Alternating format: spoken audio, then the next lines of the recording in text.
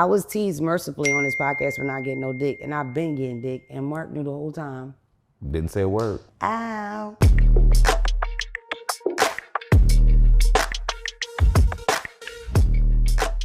What's up, everybody? This is Mark. This is Don't Call Me White Girl. And you are watching JBTV. Rewind. That's one thing about Mark. Can't recognize it. But no, what do is coming back. Every time.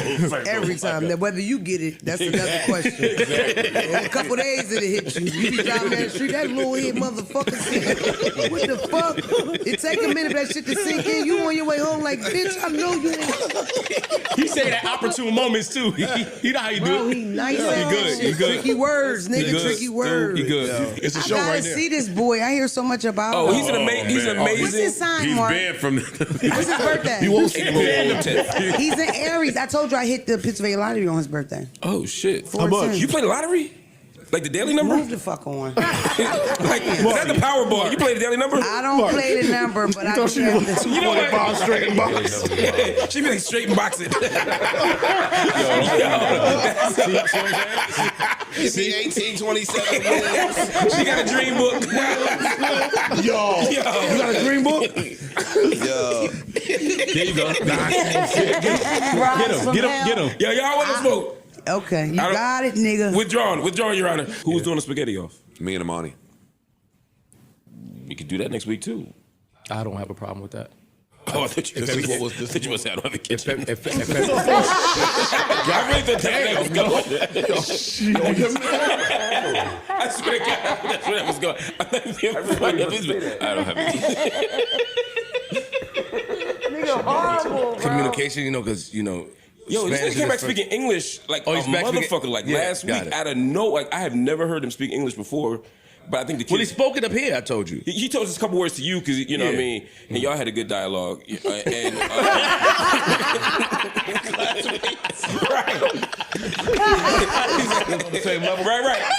Malcolm, I had to pace myself a little bit. You know what I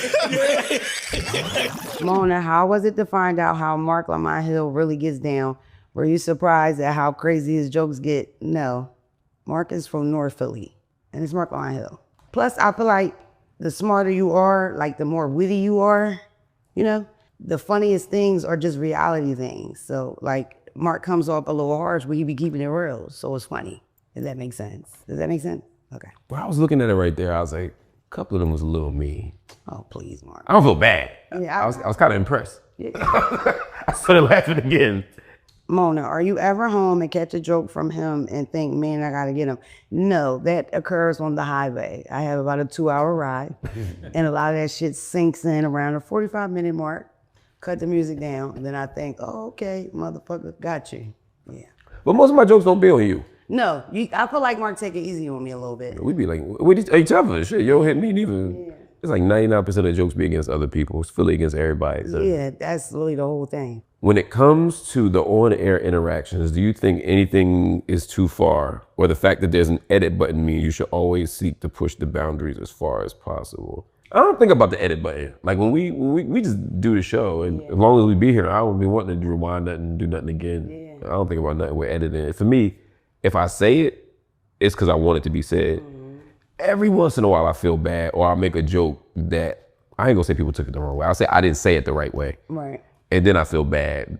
But usually I don't. Because you're a nice person. That's what it is. He's a really kind person, so. So if I feel like I did something that's unkind, then I feel bad. Right. Mean and funny, funny is cool, but like if it's something that actually like do some harm, I don't want to do that. So there's a couple of times I was like, oh fuck, that was too much. Most of the time, I'm just laughing. Mona, are there any topics you think the show should explore more of? I know you said the topics can get too serious, but if the decisions were left up to you, what would you talk about? Especially us being like lucky enough to have Mark on my hill, just like world topics or topics that concern blacks or topics that concern the 99% of us that are all fucked. Yeah, it's really just Joe that's not. Yeah, exactly. So, and because that 99% isn't even represented in the room. There's only one nigga that's saved. We're all pretty much fucked. It's over. All right, so everybody got somewhere to be. It is Friday. But Vlad does this style reporting. Like, come on, bro. Yeah, your drive is long too. That's fucked up. Make some noise for Demona, y'all. Come on, make some noise for Demona. That mean I can leave? Yeah, you can go. Oh, let's go, guys. Let's go to Listen, freedom. y'all. I was on my way to freedom.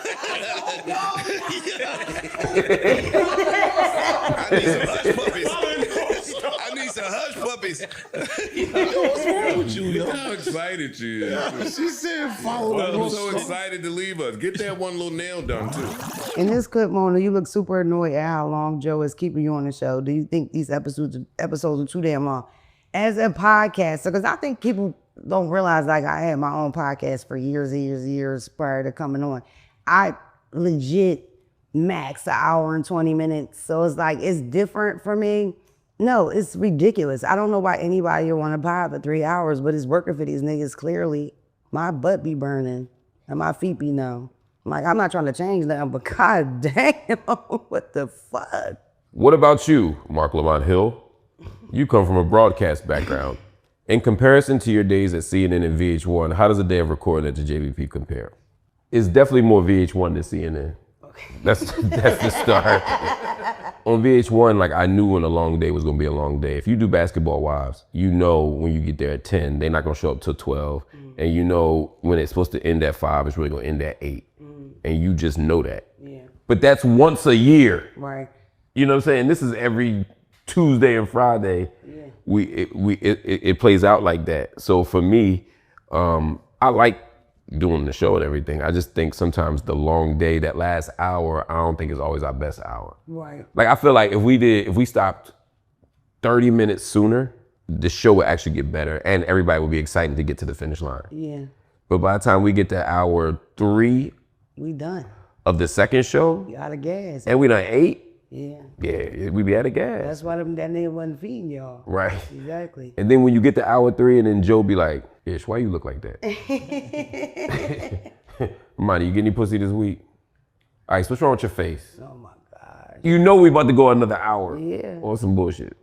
And and Joe is funny because when he see in your face that you ready to go, Oh. what do you do? What do we do? He'll make it, he extends it. You had to have like that energy of like, I'm good, I'm great. Cause the minute he's sniff out a little tiredness, a little blood pressure, a little diabetes, it's like. Yep, wow, he looking for weakness. Yeah, this nigga is a fucking. So you gotta look focused. You gotta look focused even when you're ready to go. God. Yeah, man. But all that said, we put our good shit, like you say, it's working. It's like, Yeah. I can't say shit, it's working. Yeah, it works for these niggas, apparently. Yeah, I think people be at work and they want to watch our shows to get through the day. So 2 episodes of us will get them through a whole shift and overtime. Yeah. That's all it is. How do each of you prep for 6 to 8 hours of not just talking, but talking in a way that is entertaining to your audience? I don't really prep. The most I might do is like on the way, like not be like deep in the conversation, but like not to be braggy, this comes kind of natural to me. So it's not really like a prep thing for me. As far as me being entertaining, I'm more bouncing off of them. So it's like the material is there, you know? So it's not really like a issue. Same, as far as like we prep for the topics, but as far as like prep for talking, and we go with the flow, right? And the jokes come, like we don't write, well, maybe one of us does, but the rest of us don't have pre-written, not between you and me, and say other than us, got pre-written jokes, but the rest of us, we just go with the flow. Natural thing. Yeah, so it's not that. For me, the only thing I gotta prep for, like you said, is like not talking too much on the ride here. Yeah, so Like- you're not burnt out. Yeah, and I definitely don't want to talk during the breaks. I try and take a nap in between the shows. Yes, he do I that. He do that. Cause that gives me like recharge for the Patreon, and then when I go home, I can't talk to I don't want to talk to nobody Yeah. for the rest of the night. I just watch TV and go to sleep because I be talked out after 8 to 10 hours. Yeah, man. What should the ideal length of the podcast? Wait a minute. Why are we getting all the podcast length questions? Are they trying to say like we got issues with the pod? I don't know. I feel like we getting set up for something. It is always set up around here. I think Ian Schwartzman is behind this. Yeah, probably. We don't trust you, Schwartzman. He is white. He's something else too. Short. That's right. Yeah, That's what short and white. Bad combo. That's what we've been talking about. What should the ideal length of the podcast be? I think the podcast is the ideal length as it is. I think the Patreon should be 2 hours. I think 2 hour Patreon is about the limit, unless something special is happening. Mark contract more locked into mine. 10 years, 360, baby. I don't think it's nothing wrong if it ain't broke, don't fix it. They built a beautiful thing here at JBP, and I really enjoy it. I wouldn't change a thing. What Flip was saying when Joe says, hey, y'all talking over each other, I can't hear y'all. That's how it sounds on the days I'm normally here. On that day, it more sounded like, Shut the fuck up. bitch, didn't I tell? Hold up. Look, listen. At one point, right? Why you said, you Ike Turner? Me and this nigga Flip just bonded, laughing, playing. This nigga stopped. We wasn't even working. This nigga stopped and said, yo, I don't give a fuck about whatever the fuck y'all talking about. And this how you know. Hold up. This how you know. This how you know when a nigga not playing with you, because when they get quiet, when it rests, like you let the nigga, because I'm gonna let the nigga have that. That's Not the boss. me, I'm gonna let you have that's it. He let it rest. This motherfucker said, the fuck? Like, what the fuck? I can't even think around this motherfucker. I don't give a fuck about what the fuck y'all went through last week. She right. It took a lot out of me, boy. It took a lot. Last time you did that, we had and we both said something, because Flip was like, you know, Flip style. Hold up, nigga, I'm gonna smack the shit out. You already said it. We heard you.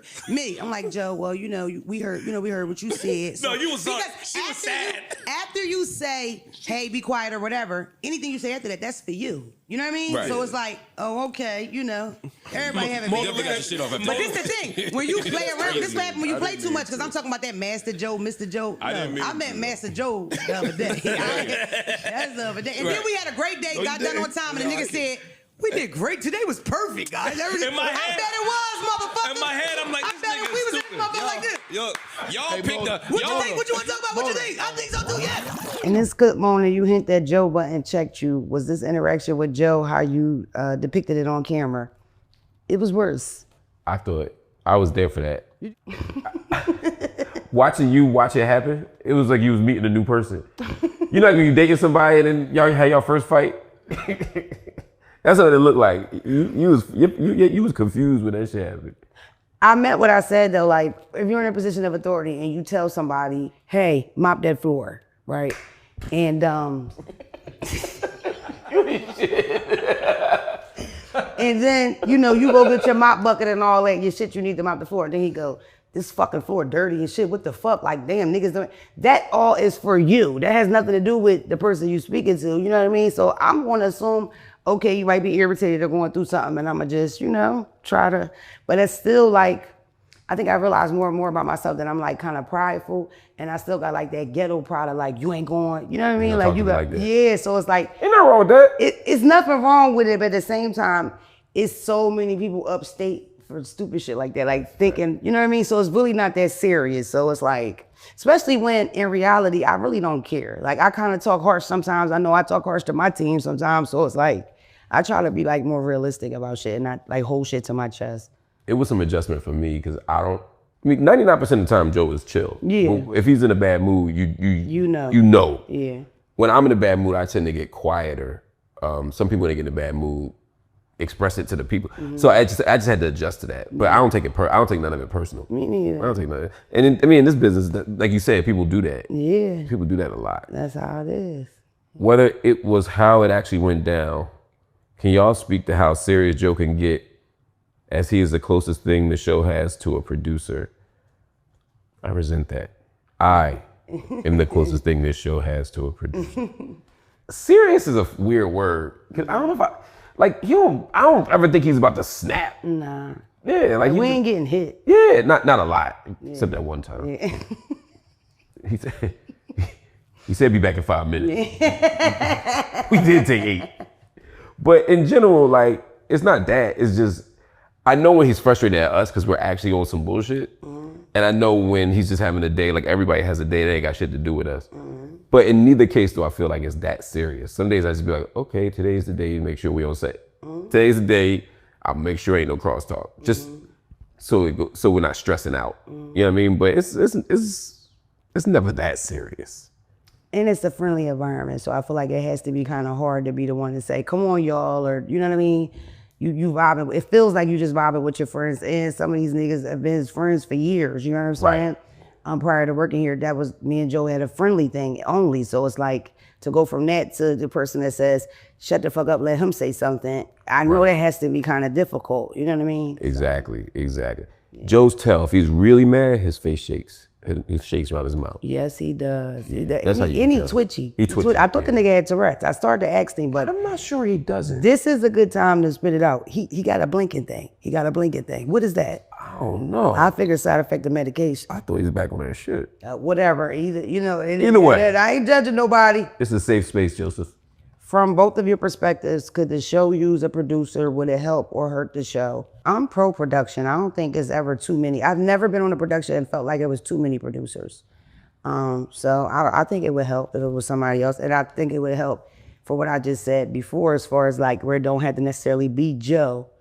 Because like when you're in the conversation and you're taking part in the cross talking, you know what I mean? Or you stepping on somebody's joke or stepping on somebody's line, it's always hard to jump in and say, but if a motherfucker on the outside and they come in and say, hey, everybody, you know what I mean? I just think it would be easier for all of us, you know? Because the downside of us all talking is that you miss out on some good shit from somebody, you know what I mean? And I think it frustrates the listener, especially the listener, people that don't watch at all, you know what I mean? Because some people don't watch the podcast at all, they just listen. I mean, I agree with Mona. Like a producer definitely can't hurt the show, and somebody live on set to be like, "Yo, y'all sound like shit. Stop talking over each other," or "Y'all forgot this point," or somebody to run out and say, "Hey, that's AI. that's not a real fact." You know what I'm saying? Like some shit like that is helpful. But like actual show producer, I don't think we need it because like that ain't how we flow. Like. I don't want to come to a meeting the night before. Some of us ain't gonna show up on time in the morning to have a morning meeting. And then like we still gotta look the shit up. Like I think the way we do it is working. Like it's been working for 10 years. Let's just keep doing what we're doing. Yeah. Do you feel like the both of you already helped to produce the show? Examples would be things like moving conversations along, researching topics and more. I think so. I think everybody does. I think every single person on this cast does something to produce the show. So yeah, I don't know if to me the moving the conversations thing is a little different. That's just like I think our job as hosts. But I think as far as topics and bringing stuff to the table, we all do that. No, I think Marc does it. Marc is good at segueing and like switching it and going somewhere else. I feel like it's things that I want to do, but I just don't feel like it's like, I don't know if it's because I'm the only woman or because I'm the newest person, but often when I want to bring something, it just kind of like falls on deaf ears. I don't know if it's like I got girly topics or is it that I'm already kind of insecure about bringing it, so I'm not bringing it hard enough, like, oh, this is what I want to talk about. And for the most part, it's like, if I pitch it to y'all, pitch it to any of y'all, and people like don't really, I save it for my own from my own pocket. That's what I'll find you, I wouldn't even pitch it. Just do it. Just say it. Yeah, sometime when I got some shit that I know Joe gonna say no to, you just throw it in there. So what about in rock? Yeah, anything that's like world healing. Yeah, just say that shit. That way out here. Yeah. Just do it like hour 2. That's another thing I had to learn. Like you can't do shit like that hour 1. Oh, hour 1 to get you fucked up. Yeah. That's when he beat us. I've been getting in trouble a lot with that hour 1 shit to learn my lesson. My first month here, I brought up some shit on hour 1. Whoop my ass. Did he? I ain't did it since. Y'all believe somebody could whoop this man ass, y'all crazy. The Rewind show appears divisive amongst the fans, well, at least on Patreon. What do you think about the show now that both of you have done several records of it? I like it. I think this shit is fun. I think it's fun too. I like being with like my co-hosts like this because it's different. The vibe is different, and I think it's fun to look back at this shit. Some of the shit I be forgetting. Yeah, I like it too. I think that I think it get a little messy, but I think that's the point. You know what's the funniest part? Is that even if the questions get messy as shit, niggas just sit over there like they just dropped out the sky. Like, ooh, I don't know where anybody would ask you something like that. But anyway, Mona, why the fuck are you late all the time? That's what the paper says. He said, that was my question. Do you think the show is a secret plan by Joe Budden and Ian to do performance reviews? Yes, actually. That's funny. You know why I say that? They don't like one-on-one conversations, like critical conversations. They're nice guys. So I think this is their way of getting the world to do it for them. Yeah. And for getting us to look at game tape, because they don't think we look at game footage after the game. So now, I think that's what it is. I think it's a secret evil plan. And I think they try to get their subs up. Yeah, duh. Yeah, that's the main thing. Yeah. What you? I just think it's content. It's just a way to make some paper, get a view. And I think that it's different. They had Power Wise before I came. I know I saw some shit where Joe was like running around in some overalls with his nipples out. I don't know exactly what that was about. Porn, whatever. I think that was home video. Soft porn, I don't know. Yeah. A bucket hat, nipples out. I don't know, but it's just more content, and I feel like that's the beauty of what they built here. Is like it's this allegiance of fans that's just waiting for it, and I feel like most of them Just they there. don't give a fuck how it comes. They just want more of it. You know what I mean? So That's a fact. what do you think the show should do more of and less of? What, the Rewind show? I'ma say less messy. Messy is unnecessary. And maybe more just bitten, just like the funnier moments. Us just looking at the shit that, like whatever went super viral, that's what we should look at and we should just bit about it, you know? Or I think it would be cool for things that the fans are curious about, little moments that they're in the comments debating and argue about, if we just put it to rest. You know what I mean? Like, okay, this is what we really were talking about. This is what really happened. Right. This is who voted for Trump. Yeah. I wish he put that. It keeps coming up, and I wish they would just leave it alone. And mind you, nobody knows, because I don't know. But it just keeps popping up. I've though. asked this man on the phone 10 times. Yeah, my word is my word. Mark does give his word, because I was teased mercifully on his podcast for not getting no dick, and I've been getting dick, and Mark knew the whole time Didn't say a word. and never said nothing. Ow. And we still doing it. Really? Yes. Nice. Do you have anything that you think we should do more or less of? I think we should do more commenting on other people's clips. Like we only comment on the stuff we're in. Right. But like I want to comment on Ish and Joe arguing, having one of their lover spats. Yes, yes. Some shit like that. To me, like that's the funny Because we shit. enjoy those just like y'all do. Yeah, we be Like, laughing sit too. back, we watch when it's about to come and get the stir. Like, you know, when the pot is full and it get the bubbling and, you know, the green's almost done, you can kind of see it, because Ish eyes get real like dark green and Joe freckles get pronounced and niggas get to sitting up and it's like 5, 4, 3, 2, boom! And We then it's love on. it. I love that shit. Oh my God, I love when they fight. Unless it's 8 o'clock at night. Yes. Then Nah, I'm like, shut the fuck up. I'm going lying. I don't mind a fight at 8. I'm lying.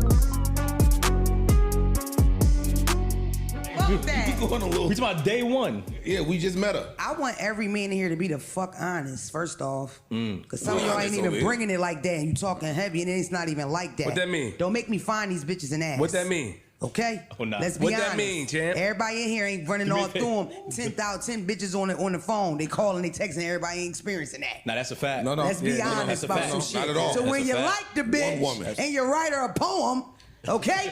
What the fuck are you holding back from this bitch in the beginning that you don't want her to know about yourself? The fan brings up an interesting point. How come it seems like the men on the cast always exaggerate their sexcapades and fighting abilities?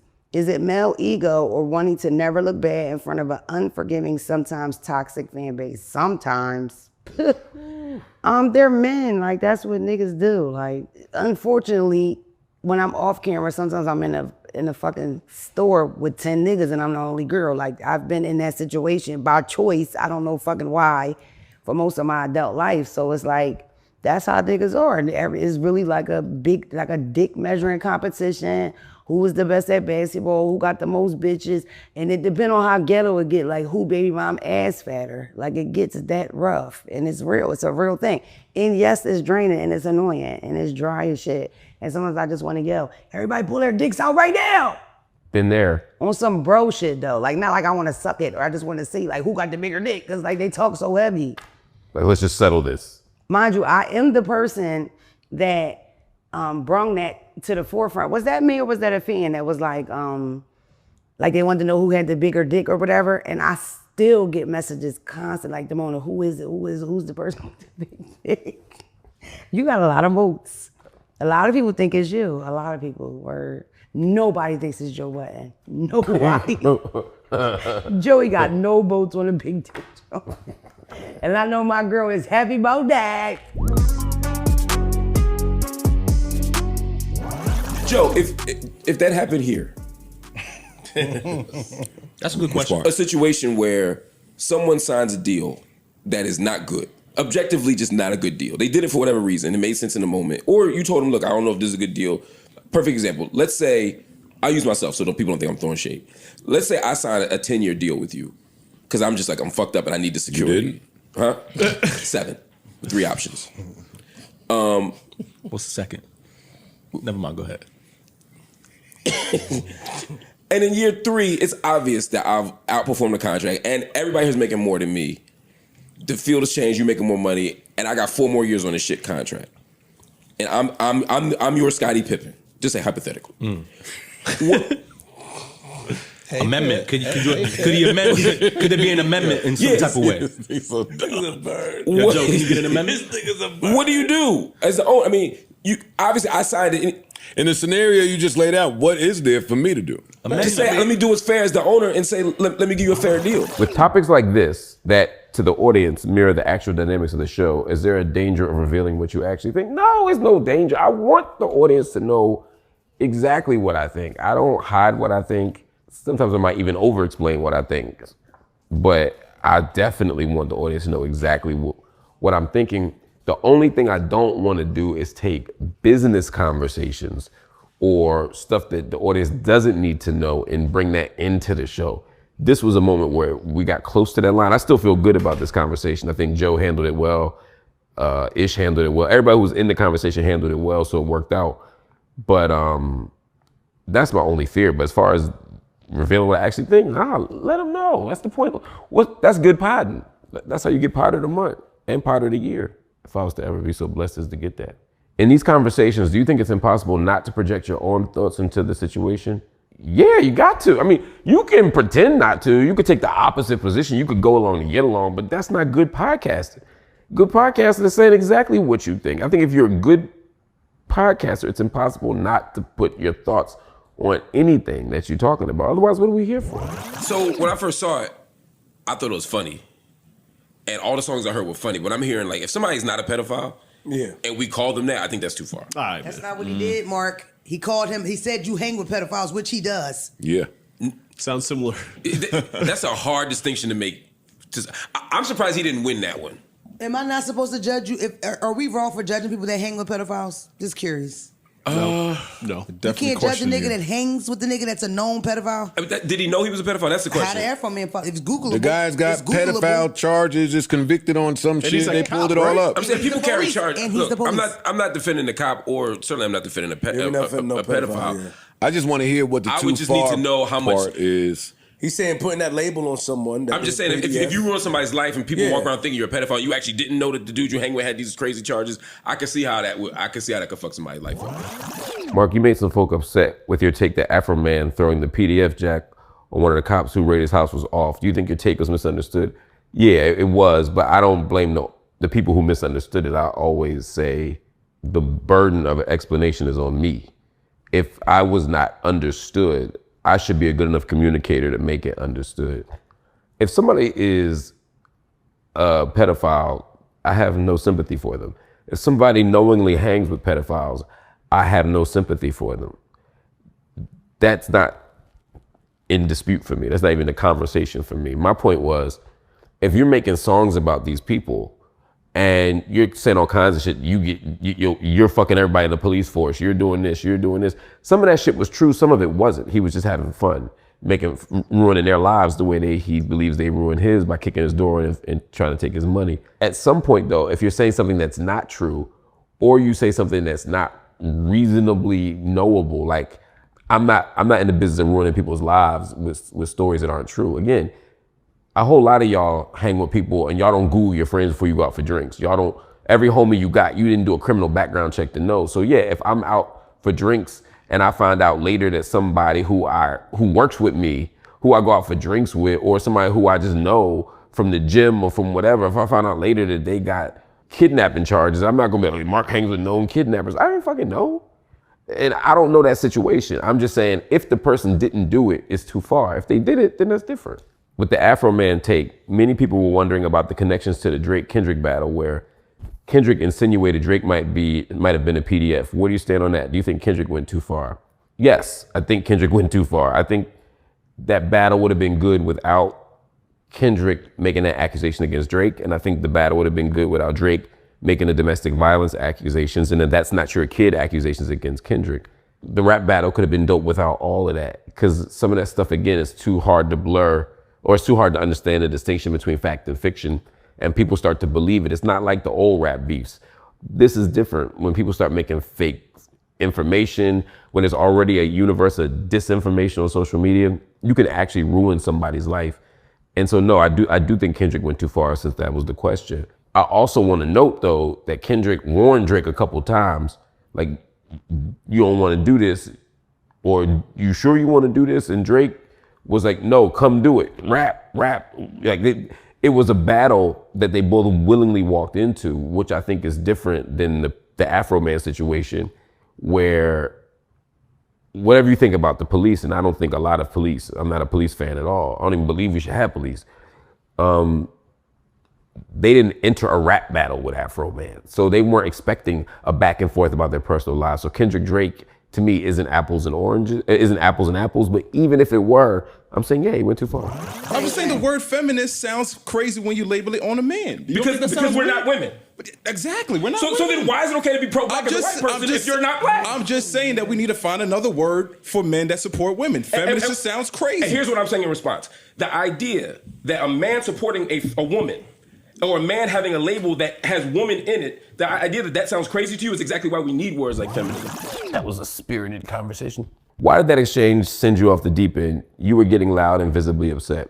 It didn't send me off the deep end.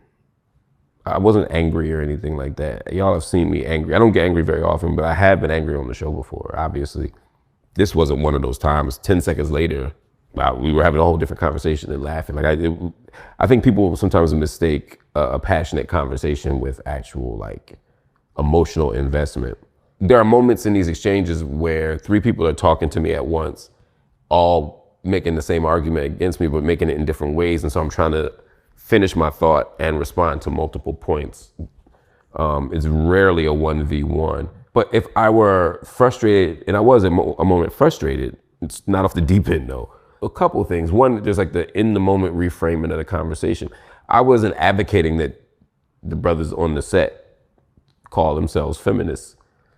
I was responding to someone criticizing me for taking on the label of feminist. It wasn't like I said, y'all need to be feminists. It was, there's nothing wrong with me taking that label. Remember, that was the premise.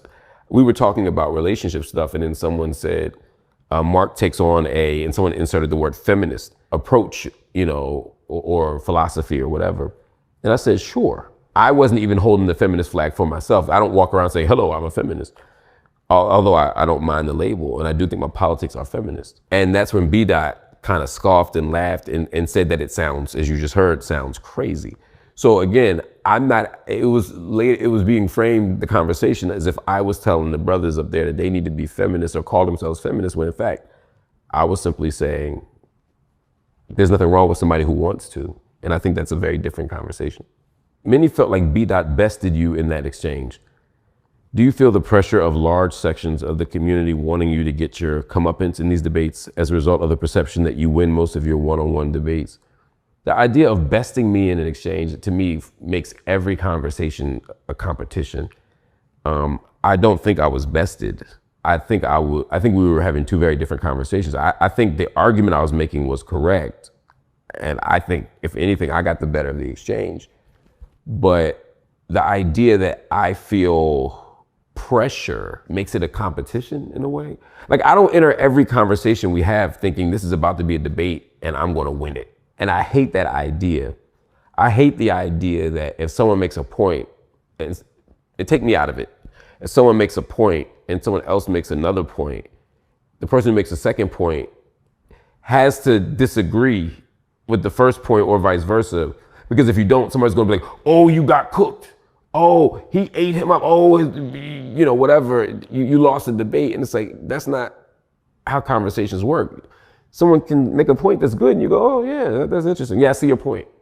That should just be it. Like, sometimes it's like, let's just talk, and we're gonna have different points of view, and we don't have to wait until somebody cries uncle for the conversation to end. Sometimes let's just say our points and then keep going, with some depth, but we don't gotta, it just doesn't have to be, everything doesn't have to be a blood sport. On a recent JBTV Twitter community space, B-Dot called you a panderer. Do you think you are indeed a panderer? No. Pandering means that you take a position that you don't actually believe in order to endear yourself to an audience. I don't have a dictionary in front of me, but that's basically what it means, right? So I don't care about the environment, but I'm going to pretend to want to protect the ozone layer so that these environmentalists will rock with me, et cetera, et cetera, et cetera, right? I'm gonna pretend I like Drake, or I'm gonna pretend I like Kendrick, or I'm gonna pretend I like Jay-Z because his fans are in the room. That's pandering. I don't pander because I actually believe the things that I believe. And these aren't fans or communities that I'm trying to endear myself to. These are my actual comrades. These are my actual colleagues. These are actually the people who I build with and work with and organize with and struggle with. So it's not pandering because it's a sincere principled position. You can disagree with me. I could even be wrong. I might be wrong. Let's assume I'm wrong. That doesn't make it pandering just because you don't agree with me or just because I'm wrong on a particular point, if I happen to be. I've never had a conversation with B-Dot offset. I've never had a phone call with B-Dot. I've never talked my ideology or my politics with B-Dot. I've never been at a rally or organizing meeting with B-Dot. So I don't think B-Dot would have, and I don't know if B-Dot has read my work over the last 20 years. He may have. But if he has done those things, then it would be hard for me to understand why he would believe that I'm pandering as opposed to believing that I just have a different politics than he does. Pandering becomes an insult to my character. I'm not talking about B-Dot right now, I'm saying in general. When you say someone's pandering, you're critiquing their character. You're saying that you're calling them a fraud. I don't know why after decades of doing work that has been identified as feminist, for example, someone would say I'm pandering to women as opposed to I could just have a feminist politics, you know? So no, I'm not a panderer, and I think we should probably retire that word or at least use it correctly. I just wonder where your heart is, where your spirit is, like in terms of healing. Like how are you dealing with the past in terms of like making sure you're okay? All the things you've been through, all the things you're dealing with. Like, do you go to therapy? Do you go to counseling? I don't go to therapy, but I do a lot of self-reflecting. Mm-hmm. Like the fact that I know that I'm capitalizing off traumas is something that I had to figure that out by myself. Mm-hmm. You know what I mean? Not I think that's the first step. Or anything that's like the that. very first step. The very first step. Dr. Phil, please. What are we doing? God damn. No, Mona. I mean, no. We got it. I mean, shit's a bummer, bro. No, she said she got me like something. I'm gonna listen too. Like, come on, bro. Like, please, it's a lot of. Fuck the trauma, bro. We making millions. Mona, why did you appear annoyed by that line of questioning to Janice? First of all, Janice is my friend in real life. And his podcast is really light. So I was like, yo, why when I bring my friend that happens to be a bad bitch that also happens to be a star in the adult entertainment industry, why now are all you niggas putting on your therapy hat and want to know if this bitch is ill? Well, you know goddamn well, if you was looking at this bitch through the phone, you would just be picking which side did you want to see her from, her asshole or her mouth. Like, please, with that shit. Y'all should be asking shit like, damn, what are your measurements? Like, oh my God, like, is it hard getting pants on that big fat ass you got? Please. You get a bad bitch in the room, you want to ask this bitch how she feels. Shut the fuck up. Why were you so against discussing anything serious during this interview? Because I don't want to discuss nothing serious ever. What the fuck? It's a podcast and it's the Patreon, bro. Niggas getting saucy. We having a good time. Like, why are y'all getting fucking serious? And I love potting with Imani, but the problem with Imani being on the Patreon is that he might give main pot energy on the Patreon. Like, this nigga will literally blow your head off about some R&B shit. Like, really will blow you. Like, say Bobby Brown ain't the man, the king of R&B again. Say it again. I love you, Manny. If I'm already, I don't know why we acting like Gucci Man not that. I don't know if y'all not Gucci fans or I'm what. a fan. I'm just saying that song. Okay, the song, because I'm starting to like get that like Gucci ain't him in here, and that's very. Oh, that song sounded like Who said talking about Gucci Man? I'm just clowning this song. That's just the song sound like no, because I just don't get that. You had to remind the cast Gucci Mane's legacy. Do you think the cast leans too much to New York bias? They may, like, I don't know. I honestly don't know. Cause like I'm sitting with a bunch of Jersey niggas, you know what I mean? Number one. Number two, I have a different, like a musical taste. Like I'm not somebody that's like against new shit or against dumber down music or shit like that. You know, some shit people may some shit that I saw my peers call stupid or dumb or they never got into it, I loved it. Like the kind of rap I like really kind of goes across ages and shit. So it's like with Gucci, if you wasn't tapped in, you might not know that he's him. You know what I'm saying? So I just wanted to make sure in that moment, like, we all do know that Gucci is like Himothy for real. Like, fuck this stupid corny shit, cool. But Gucci is him. Like, Lemonade Gucci, like Gucci, please stop fucking around. Stop playing. You gonna make a new nigga step in a nigga cute? I don't have nothing to do with that. Yo, I just, What are we talking about? This nigga came and woke Corey up this morning. Like, you're doing too much. Relax. So I fucked up with him. Come on, bro. Be regular. That is regular. Be normal. Be professional. No,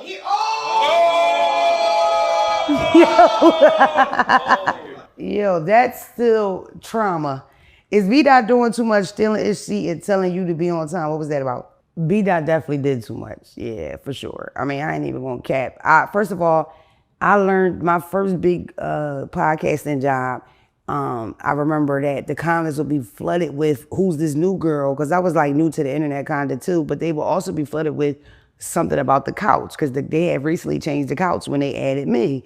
And I learned in that moment how anal podcast listeners and watchers are. So it's like just the seat switching alone without that big rigmarole would have caused something. So I don't understand why somebody that new to a situation, especially a situation like us, we really kind of like each other. So it's like, I don't care how much we debating, how much I look irritated, how much Joe look irritated, whatever, the camera off and we are right on some bro sis shit.